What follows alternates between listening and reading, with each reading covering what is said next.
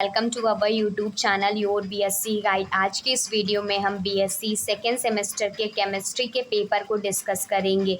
ये वीबीएसपीयू यूनिवर्सिटी का है। 2024 में अभी जो हाल ही में एग्ज़ाम हुआ उसका पेपर मैं आप लोगों को डिस्कस करूँगी। ठीक, ये पेपर का टाइटल है bio organic and medicinal chemistry और पेपर का कोड जो आप लोगों के एडमिट कार्ड में है वो 24223 है और जो सबसे ऊपर लिखा रहता है पेपर का कोड वो है B020201T। मैं आप लोगों को इस वीडियो में पूरा डिटेल से केमिस्ट्री के पेपर को डिस्कस करूंगी। साथ ही साथ ये भी बताऊंगी कि मैंने जो आप लोगों को मोस्ट इम्पॉर्टेंट क्वेश्चन बताए हुए हैं उसका आप लोगों को एग्ज़ाम में आया है कि नहीं आया। मैं बताऊंगी कि ये भी बताऊंगी कि जितने भी मैंने आप लोगों को बताए हुए हैं उससे रिलेटेड आया है और सेम टू सेम भी आया हुआ है। तो आप वीडियो को इसके बिल्कुल भी मत कीजिएगा, पूरा वीडियो ध्यान से देखिएगा।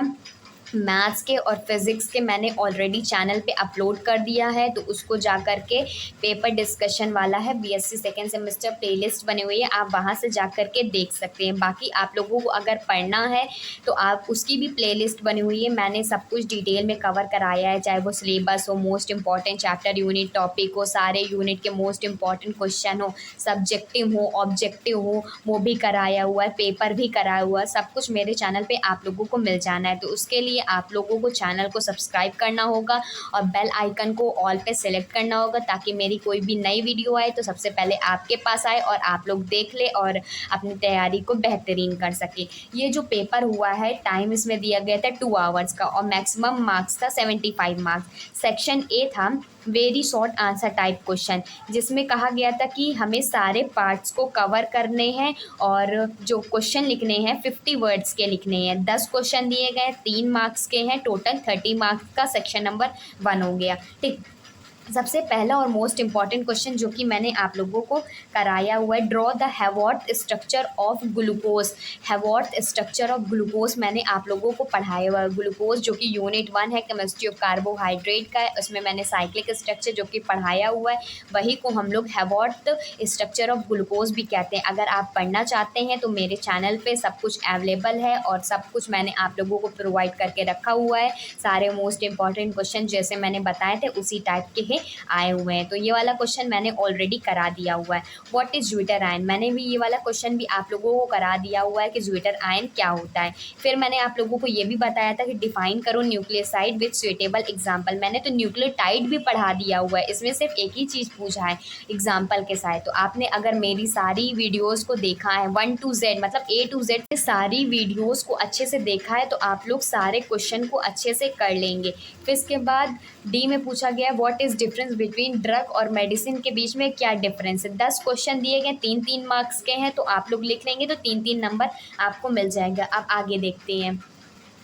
ई में पूछा गया था स्पेस लैटाइस क्या होता है, इसको भी मैंने आप लोगों को कराया हुआ है। फिर इसके बाद what do you mean bye copolymers क्या होता है, पॉलीमर वाला मैंने जितने भी मोस्ट इंपॉर्टेंट क्वेश्चन थे उसको कराया हुआ है। फिर उसके बाद what is the meaning of tacticity, ये अलग से क्वेश्चन आ गया हुआ है। तो आप लोग अगर नहीं भी पढ़े होंगे तो आप लोग, मैंने आप लोगों को बताया भी हुआ है, बेस्ट गाइडेंस भी दी हुई है कि अगर आपने क्वेश्चन को नहीं पढ़ा हुआ है, अगर आपसे मिस हो जाता है या आपके दिमाग से स्लिप हो जाता है, उस टाइम पे नहीं रिकॉल होता है, तो आपको क्या करना है, आप लोगों को कोई भी तरह की परेशानी नहीं उठानी है, टेंशन नहीं लेनी है।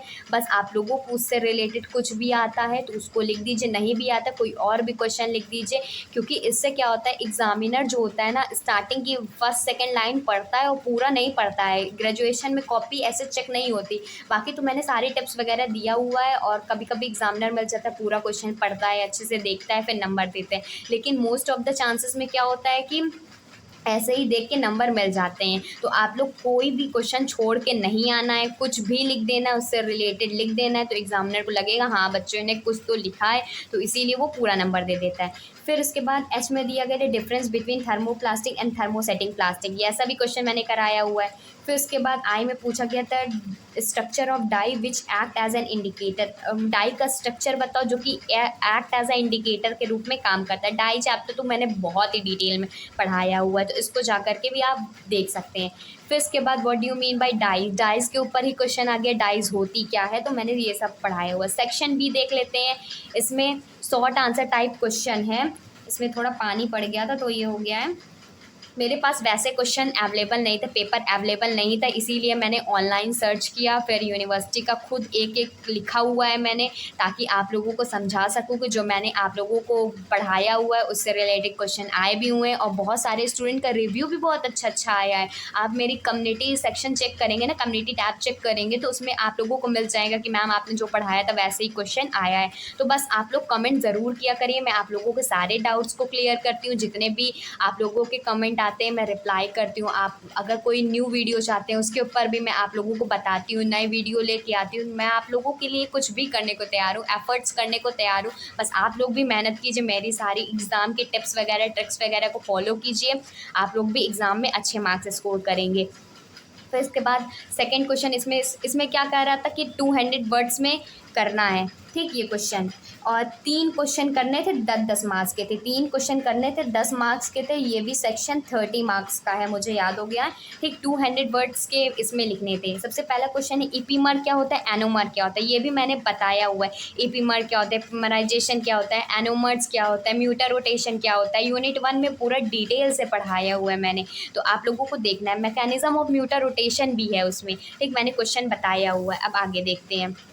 थर्ड क्वेश्चन में कोई 3 क्वेश्चन कर लेने हैं, बहुत सारे ऑप्शन दिए गए हैं, ठीक। इसमें है what do you mean bye denaturation and renaturation of protein, ये भी क्वेश्चन मैंने आप लोगों को कराया हुआ है, बताया भी हुआ है। 4 है what is the meaning of genetic code, genetic code क्या होता है, डीएनए होता है, तो क्या होता है जेनेटिक कोड का मीनिंग क्या होता है।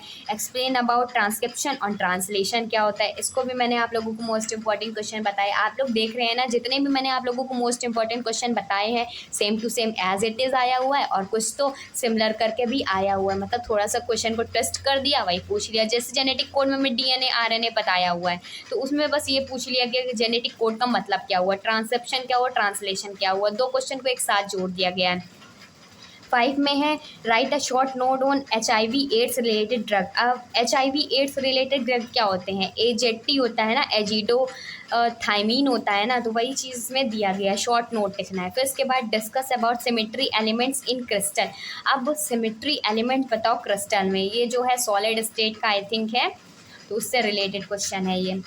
फिर इसके बाद how inorganic polymer are different from organic polymer, कैसे इनऑर्गेनिक पॉलीमर डिफरेंट होते हैं ऑर्गेनिक पॉलीमर से। पॉलीमर टॉपिक भी मैंने करा दिया हुआ। डिस्कस अबाउट सिलिकॉन्स के बारे में मैंने आप लोगों को बताया भी हुआ था, जब most important chapter unit topic वाली वीडियो कराई थी, तो मैंने आप लोगों को बताया हुआ कि सिलिकॉन्स कितना ज़्यादा इंपॉर्टेंट है, तो उससे रिलेटेड मैंने आप लोगों को क्वेश्चन भी प्रोवाइड किए हैं और साथ ही साथ उसके आंसर्स भी दिए हुए हैं, तो आप जा करके ज़रूर देख लीजिएगा।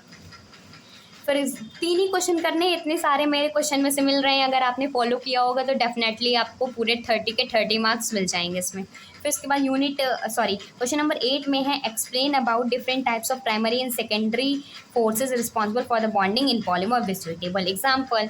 फिर इसके बाद है क्वेश्चन 9 है explain the chemistry and synthesis of methyl orange and malachite green. Methyl orange भी बहुत ही डिटेल में पढ़ाया हुआ, मेलाचाइड ग्रीन भी पढ़ाया हुआ है, तो आप लोग देख लीजिए कितने सारे क्वेश्चन मेरे बताए हुए आए हैं। तो बस आप लोग ट्रस्ट कीजिए, मैं आप लोगों को लिए सब कुछ करने को तैयार हूँ, सपोर्ट करने को तैयार हूँ, बेस्ट गाइडेंस देती हूँ, साथ ही साथ पूरा अच्छे से पढ़ाती हूँ, टॉपिक भी कराती हूँ, पेपर भी डिस्कशन करती हूँ, और क्या चाहिए आप लोगों को। ग्रेजुएशन में अच्छे मार्क्स तो मिलने ही मिलने हैं, ठीक। अब आगे देखते हैं इसमें। सेक्शन सी था हमारा लॉन्ग आंसर टाइप क्वेश्चन में, जिसमें एक ही क्वेश्चन करने थे और एक क्वेश्चन 15 मार्क्स के थे, तो ये 15 मार्क्स का होगा, कोई एक ही क्वेश्चन करना है। सबसे पहला क्वेश्चन इसमें दिया गया था कि discuss the mechanism of Kiliani Fischer synthesis and Ruff डिकैटिटेशन।